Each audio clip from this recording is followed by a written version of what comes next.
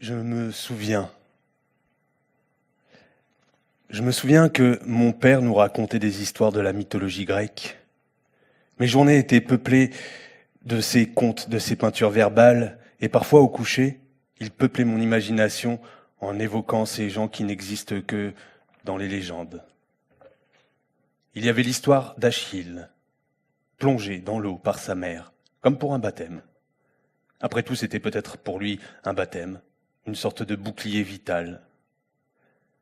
Je me souviens que j'étais obsédé par l'erreur à propos du pied, par l'idée que son talon, une si petite partie du corps, allait être la cause de sa chute.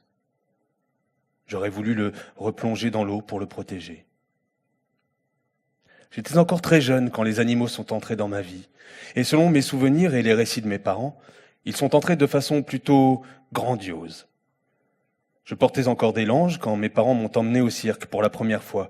J'étais complètement abasourdi par toute cette activité, toutes ces vies au-dessus et autour de moi, tous ces numéros incroyables. Le présentateur, les acrobates, les clowns. Mais je fus vraiment stupéfaite quand le moment arriva d'aller voir les animaux. Il y avait surtout un éléphant, enchaîné, debout avec son gardien dans un enclos délimité par des cordes. Dans le tumulte et l'excitation, je réussis à échapper à mon père et à ma mère. Chacun pensait que l'autre me tenait fermement, mais je me tortillais pour me libérer, ramper sur ce qui ressemblait à de la terre et de la sueur de bois, me glisser sous les cordes et me diriger droit vers l'éléphant.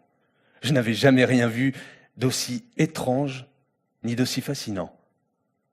Ses grands yeux calmes et humides s'abaissèrent vers l'endroit où je me trouvais et son clin d'œil évoquait la chute lente d'un rideau.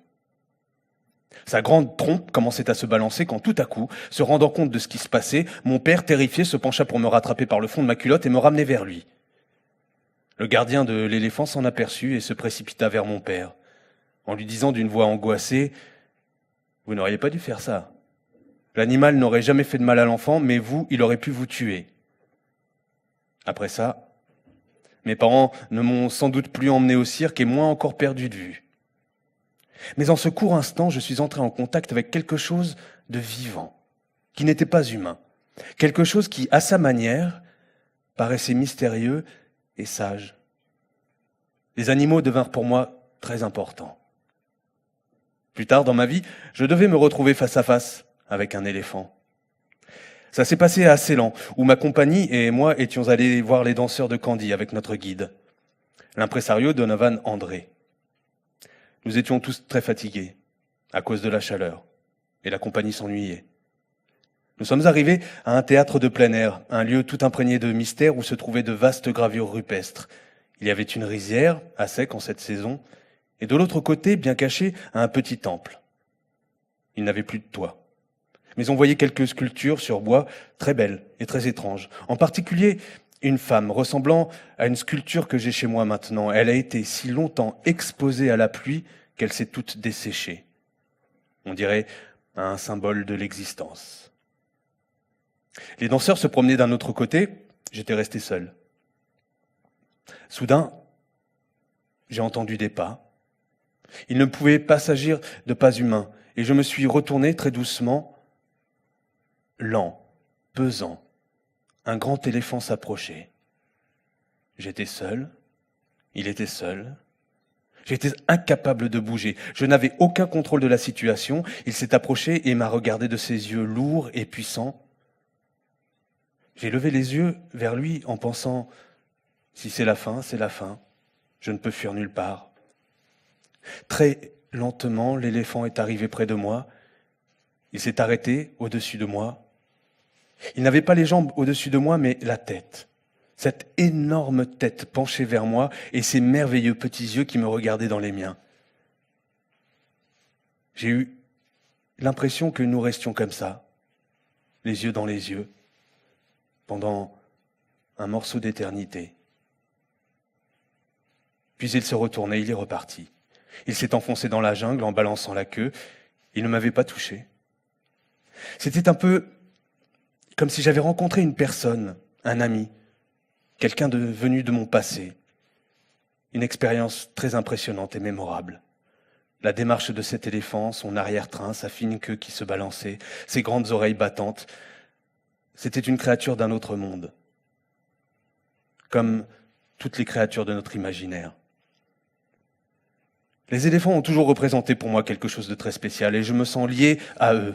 Aujourd'hui, je suis engagé dans la protection des éléphants, menacés d'extinction par les gens qui veulent les tuer à cause de la beauté de leur défense, qui veulent transformer cet ivoire vivant en ornement ou en trophée. C'est une des raisons pour lesquelles je suis devenue végétarienne. Quand j'étais enfant, j'appréciais la viande, les pommes de terre et tous les légumes, mais à présent, ni viande, ni poisson, rien de ce genre. Les animaux existent. Ils sont eux-mêmes un pouvoir, une entité. Les animaux ont le droit de vivre. Ils sont très, très beaux. Le droit de vivre est une chose assez terrible. Un animal exprime presque constamment son désir de vivre. Le corps d'un animal n'est jamais laid tant qu'il n'est pas domestiqué. C'est pareil pour le corps humain. La civilisation nous a rendu impossible et même indésirable la vie rude que menaient nos ancêtres. Mais au lieu de l'aventure physique qui les maintenait en état d'éveil, alerte jusqu'au bout des doigts, nous avons des aventures mentales, 100 fois plus nombreuses, qui jouent le même rôle. Elles accélèrent notre pouls et vivifient notre énergie. Pour ceux qui peuvent devenir aussi ouverts en esprit que des enfants, la danse a un pouvoir énorme. C'est une pierre de touche spirituelle. Ma mère, qui était une femme extraordinaire, avait remarqué notre goût pour le théâtre. Nous n'étions pourtant jamais allés. Elle nous cousait des petites robes à traîne et nous avions, pour nous amuser, tous les bijoux de pacotille que nous voulions. Mes sœurs et moi jouions tout le temps à nous déguiser. Nous utilisions des voiles, des écharpes, tout ce qui nous paraissait théâtral. Depuis le jour de ma naissance, j'ai toujours adoré avoir un public. Ma mère et mon père ont été mon premier public, en un sens. Mon comportement correspondait à l'idée que je voulais leur donner de moi. Mais ce n'était pas mon comportement réel. J'avais ma volonté et mes opinions bien à moi. Quand je me retourne vers le paysage de mon enfance, je me dis que j'étais une enfant bizarre. À l'époque, cette bizarrerie n'était pas évidente. Mes intérêts étaient différents de ceux de mes sœurs. Elles étaient plus faciles à vivre que moi, j'étais plus maniéré. Je me rends compte que mon statut de fille aînée me valait certains privilèges de la part de mes parents, de mon père surtout. Jordi et Marie auraient pu commettre impunément n'importe quoi, car s'il y avait du désordre dans la maison, c'était généralement ma faute. J'étais toujours l'instigatrice de nos idées saugrenues. De plus, on me considérait comme responsable parce que, avec mon côté sombre et mystérieux, j'avais l'air plus coupable que les autres. Dans notre chambre à jouer, nous avions une maison de poupées. Et un beau jour, j'ai décidé que ce serait la maison du petit chaperon rouge. Nous avons donc créé un village, une forêt, un sentier dans la forêt et un autre par où le petit chaperon rouge reviendrait de la forêt vers l'abri de sa maison. Mais il me semblait que quelque chose manquait. Je me suis dit que le foyer miniature paraîtrait beaucoup plus vivant s'il y avait un vrai feu. Et j'ai mis une allumette. La fumée et les flammes ont jailli aussitôt. C'est peut-être cet incident avec le petit chaperon rouge qui a persuadé mes parents de m'emmener au théâtre, enfin, loin de notre chambre à jouer et en tout cas loin de notre maison. Nous étions en vacances. Nous étions venus en famille à Atlantic City dans une voiture tirée par un cheval et nous étions installés dans un hôtel. Les enfants mangeaient d'un côté, les adultes de l'autre. Mon père venait toujours nous voir dans la salle à manger des enfants pour s'assurer qu'on nous servait exactement ce qu'il avait commandé pour nous et que nous obéissions à la nurse qui s'occupait de nous. Je trouvais que cet hôtel, cette maison où nous nous trouvions, était une chose très bizarre. Je nous revois, quelques enfants assis dans l'ombre fraîche sous le plancher de bois de la promenade. Nous entendions marcher au-dessus de nous et des rayons de soleil jouer entre les planches. Nous avons vu passer notre nurse qui descendait à l'eau, en costume de bain. Et nous avons été très choqués. Les adultes nous paraissaient toujours très choquants quand ils n'étaient pas habillés. À Atlantic City, mon père achetait des porcelaines orientales. Il était fou de ces petits objets chinois. Pas seulement des figurines ou des bibelots délicats, mais des objets pratiques comme une soupière ou toutes sortes de plateaux et de bols dont nous nous servions à la maison. Il était de plus en plus enthousiasmé par la Chine et très intéressé par l'Orient. Mon père fut à l'origine de mes premières découvertes, de mon premier amour de l'Orient.